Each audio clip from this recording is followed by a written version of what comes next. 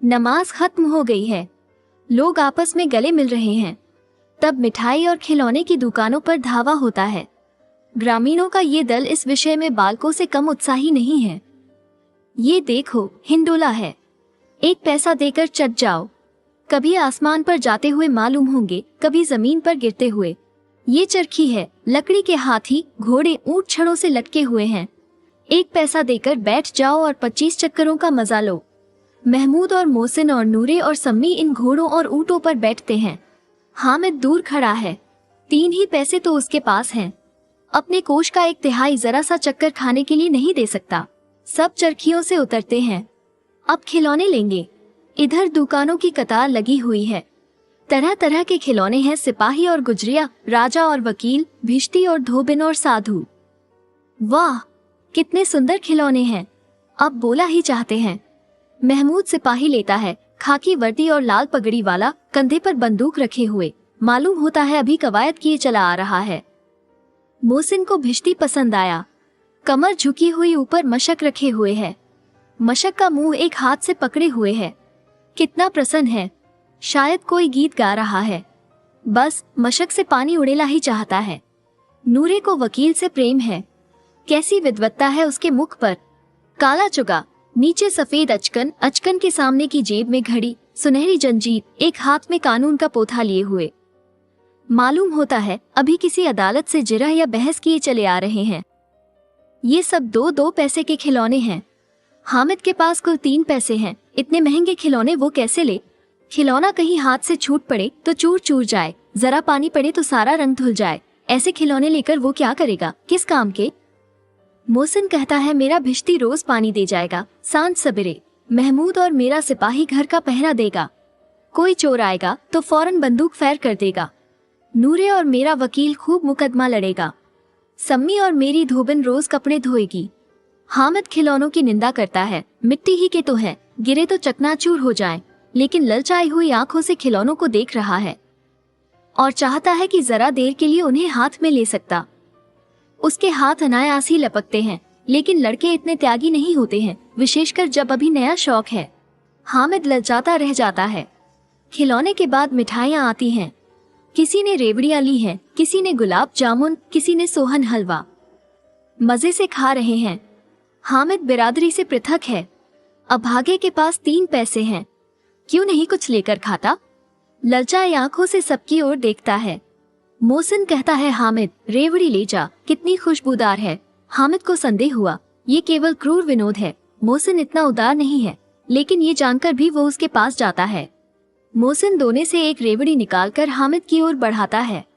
हामिद हाथ फैलाता है, मोहसिन रेवड़ी अपने मुंह में रख लेता है। महमूद, नूरे और सम्मी खूब तालियां बजा बजाकर हंसते हैं। हामिद खिसिया जाता है। मोहसिन अच्छा, अब की जरूर देंगे हामिद, अल्लाह कसम, ले जा। हामिद रखे रहो, क्या मेरे पास पैसे नहीं हैं। सम्मी 3 ही पैसे तो हैं, 3 पैसे में क्या क्या लोगे। महमूद, हमसे गुलाब जामुन ले जाओ हामिद। मोहसिन बदमाश है। हामिद, मिठाई कौन बड़ी नेमत है, किताब में इसकी कितनी बुराइयां लिखी हैं। मोहसिन, लेकिन दिल में कह रहे होंगे कि मिले तो खा लें, अपने पैसे क्यों नहीं निकालते। महमूद, हम समझते हैं इसकी चालाकी, जब हमारे सारे पैसे खर्च हो जाएंगे तो हमें ललचा ललचा कर खाएगा। मिठाइयों के बाद कुछ दुकानें लोहे की चीजों की, कुछ गिलट और कुछ नकली गहनों की। लड़कों के लिए यहाँ कोई आकर्षण न था, वे सब आगे बढ़ जाते हैं। हामिद लोहे की दुकान पर रुक जाता है। कई चिमटे रखे हुए थे। उसे ख्याल आया दादी के पास चिमटा नहीं है। तवे से रोटियां उतारती हैं तो हाथ जल जाता है। अगर वो चिमटा ले जाकर दादी को दे दे तो वो कितनी प्रसन्न होंगी, फिर उनकी उंगलियां कभी न जलेंगी। घर में एक काम की चीज हो जाएगी। खिलौने से क्या फायदा, व्यर्थ में पैसे खराब होते हैं, जरा देर ही तो खुशी होती है। फिर तो खिलौने को कोई आंख उठाकर नहीं देखता, या तो घर पहुंचते पहुंचते टूट फूट कर बराबर हो जाएंगे। चिमटा कितने काम की चीज है। रोटियां तवे से उतार लो, चूल्हे में सेक लो।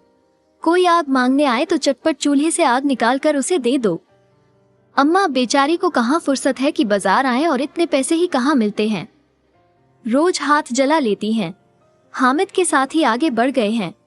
सबील पर सबके सब शरबत पी रहे हैं। देखो सब कितने लालची हैं। इतनी मिठाइयाँ ली, मुझे किसी ने एक भी न दी। उस पर कहते हैं मेरे साथ खेलो, मेरा ये काम करो। अब अगर किसी ने कोई काम करने को कहा तो पूछूंगा। खाए मिठाइयाँ, आप मुंह सड़ेगा, फोड़े फुंसियाँ निकलेंगी, आपकी जबान चटोरी हो जाएगी। तब घर से पैसे चुराएंगे और मार खाएंगे। किताब में झूठी बातें थोड़ी ही लिखी हैं, मेरी जबान क्यों खराब होगी। अम्मा चिमटा देखते ही दौड़कर मेरे हाथ से ले लेंगी और कहेंगी मेरा बच्चा अम्मा के लिए चिमटा लाया है। हजारों दुआएं देंगी, फिर पड़ोस की औरतों को दिखाएंगी। सारे गांव में चर्चा होने लगेगी, हामिद चिमटा लाया है, कितना अच्छा लड़का है। इन लोगों के खिलौनों पर कौन इन्हें दुआएं देगा। बड़ों की दुआएं सीधे अल्लाह के दरबार में पहुंचती हैं और तुरंत सुनी जाती हैं। मेरे पास पैसे नहीं हैं, तभी तो मोहसिन और महमूद यूं मिजाज दिखाते हैं। मैं भी इनसे मिजाज दिखाऊंगा। खेले खिलौने और खाए मिठाइयाँ। मैं नहीं खेला खिलौने, किसी का मिजाज क्यों सहूं। मैं गरीब सही, किसी से कुछ मांगने तो नहीं जाता। आखिर अब्बाजान कभी न कभी आएंगे, अम्मा भी आएंगी ही। फिर इन लोगों से पूछूंगा कितने खिलौने लोगे। एक एक को टोकरियों खिलौने दूं और दिखा दूं कि दोस्तों के साथ इस तरह सलूक किया जाता है। यह नहीं कि एक पैसे की रेवड़ियाँ ली तो चिढ़ा चिढ़ा कर खाने लगे। सबके सब हंसेंगे कि हामिद ने चिमटा लिया है। हंसे मेरी बला से। उसने दुकानदार से पूछा ये चिमटा कितने का है। दुकानदार ने उसकी ओर देखा और कोई आदमी साथ न देखकर कहा तुम्हारे काम का नहीं है जी। बिकाऊ है कि नहीं। बिकाऊ क्यों नहीं है, और यहाँ क्यों लाद लाए हैं। तो बताते क्यों नहीं कि पैसे का है, 6 पैसे लगेंगे। हामिद का दिल बैठ गया। ठीक ठीक बताओ। ठीक ठीक 5 पैसे लगेंगे, लेना हो लो, नहीं चलते बनो। हामिद ने कलेजा मजबूत करके कहा 3 पैसे लोगे। ये कहता हुआ वो आगे बढ़ गया कि दुकानदार की घुड़कियां न सुने। लेकिन दुकानदार ने घुड़कियां नहीं दी, बुलाकर चिमटा दे दिया। हामिद ने उसे इस तरह कंधे पर रखा मानो बंदूक है और शान से अकड़ता हुआ संगियों के पास आया। जरा सुने सबके सब क्या क्या आलोचनाएं करते हैं। मोहसिन ने हंसकर कहा ये चिमटा क्यों लाया पगले, इसे क्या करेगा।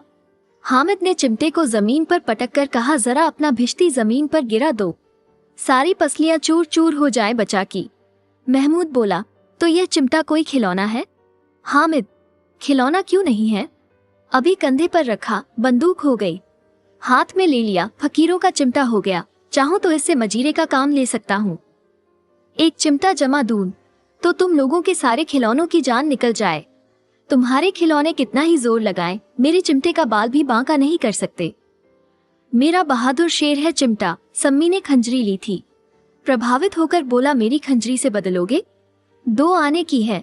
हामिद ने खंजरी की ओर उपेक्षा से देखा, मेरा चिमटा चाहे तो तुम्हारे खंजरी का पेट फाड़ डाले। बस एक चमड़े की झिल्ली लाद दी, धप धप बोलने लगी। जरा सा पानी लग जाए तो खत्म हो जाए। मेरा बहादुर चिमटा आग में, पानी में, आंधी में, तूफान में बराबर डटा खड़ा रहेगा। चिमटे ने सभी को मोहित कर लिया, लेकिन अब पैसे किसके पास धरे हैं। फिर मेले से दूर निकल आए हैं, 9 कब के बज गए, धूप तेज हो रही है, घर पहुंचने की जल्दी हो रही है। बाप से जिद भी करें तो चिमटा नहीं मिल सकता। हामिद है बड़ा चालाक, इसीलिए बदमाश ने अपने पैसे बचा रखे थे। अब बालकों के 2 दल हो गए हैं। मोहसिन, महमूद, सम्मी और नूरे एक तरफ हैं, हामिद अकेला दूसरी तरफ। शास्त्रार्थ हो रहा है। सम्मी तो विधर्मी हो गया, दूसरे पक्ष से जा मिला। लेकिन मोहसिन, महमूद और नूरे भी हामिद से 1-1, 2-2 साल बड़े होने पर भी हामिद के आघातों से आतंकित हो उठे हैं। उसके पास न्याय का बल है और नीति की शक्ति। एक ओर मिट्टी है, दूसरी ओर लोहा, जो इस वक्त अपने को फौलाद कह रहा है। वो अजेय है, घातक है। अगर कोई शेर आ जाए तो मियाँ भिश्ती के छक्के छूट जाएं, मियाँ सिपाही मिट्टी की बंदूक छोड़कर भागे, वकील साहब की नानी मर जाए, चुगे में मुंह छिपाकर जमीन पर लेट जाएं। मगर यह चिमटा, ये बहादुर, ये रुस्तमे हिंद लपककर शेर की गर्दन पर सवार हो जाएगा और उसकी आंखें निकाल लेगा। मोहसिन ने एड़ी चोटी का जोर लगाकर कहा अच्छा, पानी तो नहीं भर सकता।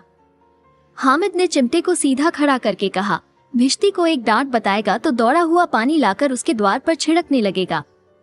मोहसिन परास्त हो गया, पर महमूद ने कुमुक पहुंचाई, अगर बचा पकड़ जाए तो अदालत में बंधे बंधे फिरेंगे, तब तो वकील साहब के पैरों पड़ेंगे। हामिद इस प्रबल तर्क का जवाब न दे सका। उसने पूछा हमें पकड़ने कौन आएगा। नूरे ने अकड़कर कहा ये सिपाही बंदूक वाला। हामिद ने मुंह चिढ़ाकर कहा, ये बेचारे हम बहादुर रुस्तमे हिंद को पकड़ेंगे। अच्छा लाओ, अभी जरा कुश्ती हो जाए, इसकी सूरत देखकर दूर से भागेंगे। पकड़ेंगे क्या बेचारे? मोहसिन को एक नई चोट सूझ गई। तुम्हारे चिमटे का मुंह रोज आग में जलेगा। उसने समझा था कि हामिद लाजवाब हो जाएगा, लेकिन ये बात न हुई। हामिद ने तुरंत जवाब दिया, आग में बहादुर ही कूदते हैं जनाब। तुम्हारे यह वकील, सिपाही और भिश्ती लेडियों की तरह घर में घुस जाएंगे। आग में कूदना वो काम है जो ये रुस्तमे हिंद ही कर सकता है। महमूद ने एक जोर लगाया, वकील साहब कुर्सी मेज पर बैठेंगे, चिमटा तो बावर्ची खाने में जमीन पर पड़ा रहेगा। तुम्हारा इस तर्क ने सम्मी और नूरे को भी सजीव कर दिया। कितने ठिकाने की बात कही है पट्टे ने। चिमटा बावर्ची खाने में पड़ा रहने के सिवा और क्या कर सकता है? हामिद को कोई फड़कता हुआ जवाब न सूझा तो उसने धांधली शुरू की, मेरा चिमटा बावर्ची खाने में नहीं रहेगा। वकील साहब कुर्सी पर बैठेंगे तो जाकर उन्हें जमीन पर पटक देगा और उनका कानून उनके पेट में डाल देगा। बात कुछ बनी नहीं। खासी गाल गलौज थी, लेकिन कानून को पेट में डालने वाली बात छा गई। ऐसी छा गई कि तीनों सूरमा मुंह ताकते रह गए, मानो कोई ढीलचा कंकौआ किसी गंडे वाले कंकौए को काट गया हो। कानून मुंह से बाहर निकलने वाली चीज है, उसको पेट के अंदर डाल दिया जाना बेतुकी सी बात होने पर भी कुछ नयापन रखती है। हामिद ने मैदान मार लिया। उसका चिमटा रुस्तमे हिंद है। अब इसमें मोहसिन, महमूद, नूरे, सम्मी किसी को भी आपत्ति नहीं हो सकती। विजेता को हारने वालों से जो सत्कार मिलना स्वाभाविक है, वो हामिद को भी मिला। औरों ने 3-3, 4-4 अपने पैसे खर्च किए, पर कोई काम की चीज न ले सके। हामिद ने 3 पैसे में रंग जमा लिया। सच ही तो है, खिलौनों का क्या भरोसा, टूट फूट जाएंगे। हामिद का चिमटा तो बना रहेगा बरसों। संधि की शर्तें तय होने लगी। मोहसिन ने कहा, जरा अपना चिमटा दो, हम भी देखें। तुम हमारा भिश्ती लेकर देखो। महमूद और नूरे ने भी अपने अपने खिलौने पेश किए। हामिद को इन शर्तों के मानने में कोई आपत्ति न थी। चिमटा बारी बारी से सबके हाथ में गया और उनके खिलौने बारी बारी से हामिद के हाथ में आए। कितने खूबसूरत खिलौने हैं। हामिद ने हारने वालों के आंसू पोंछे, मैं तुम्हें चिढ़ा रहा था, सच। ये चिमटा भला इन खिलौनों की क्या बराबरी करेगा, मालूम होता है। अब बोले। लेकिन मोहसिन की पार्टी को इस दिलासे से संतोष नहीं होता। चिमटे का सिक्का खूब बैठ गया है। चिपका हुआ टिकट अब पानी से नहीं छूट रहा है। मोहसिन, लेकिन इन खिलौनों के लिए कोई हमें दुआ तो न देगा? महमूद, दुआ को लिए फिरते हो, उल्टे मार न पड़े। अम्मा जरूर कहेंगी कि मेले में यही मिट्टी के खिलौने तुम्हें मिले। हामिद को स्वीकार करना पड़ा कि खिलौनों को देखकर किसी की माँ इतनी खुश न होगी जितनी दादी चिमटे को देखकर होंगी। 3 पैसों ही में तो उसे सब कुछ करना था और उन पैसों के इस उपयोग पर पछतावे की बिल्कुल जरूरत न थी।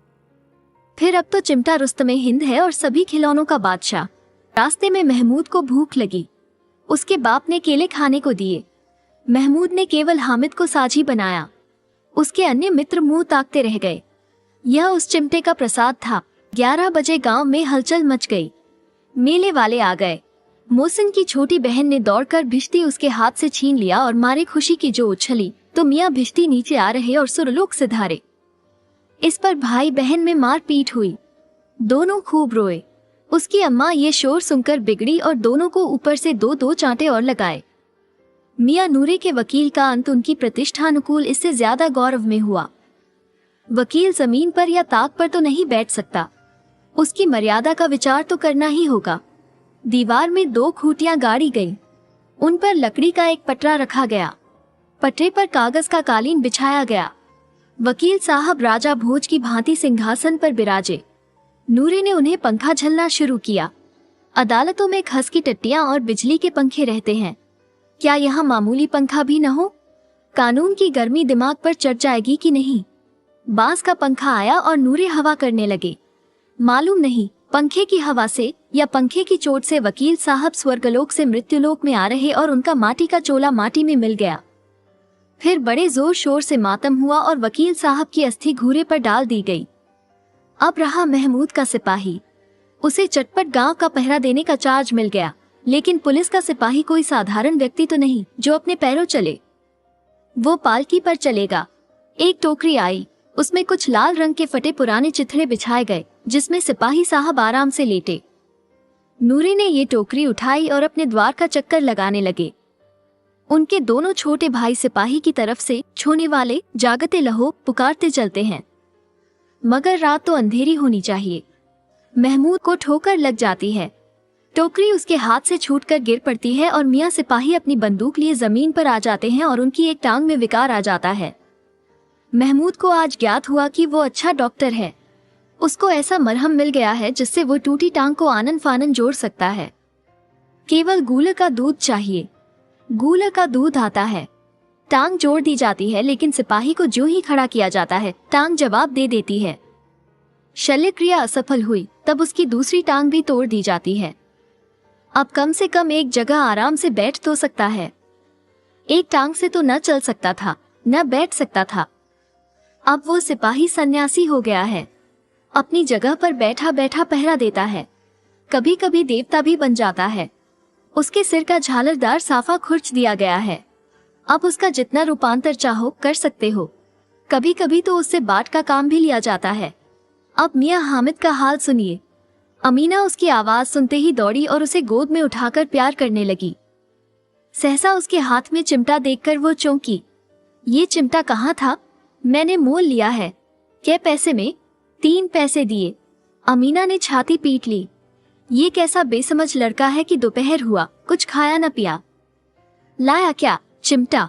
सारे मेले में तुझे और कोई चीज न मिली जो ये लोहे का चिमटा उठा लाया? हामिद ने अपराधी भाव से कहा, तुम्हारी उंगलियां तवे से जल जाती थी, इसलिए मैंने उसे लिया। बुढ़िया का क्रोध तुरंत स्नेह में बदल गया, और स्नेह भी वो नहीं जो प्रगल्भ होता है और अपनी सारी कसक शब्दों में बिखेर देता है।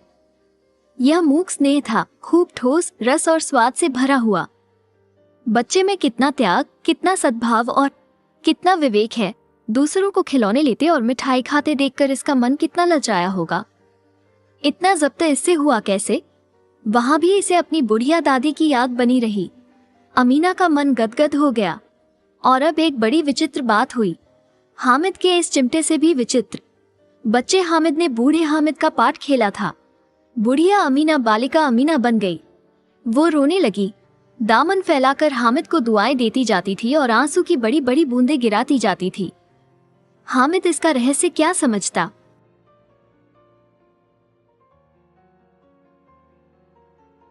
अगर आपको ये वीडियो पसंद आया तो एक लाइक ज़रूर करें और इसे अपने दोस्तों के साथ शेयर करें। कमेंट में बताएं कि आपको ये वीडियो कैसा लगा और इस चैनल को सब्सक्राइब करना ना भूलें।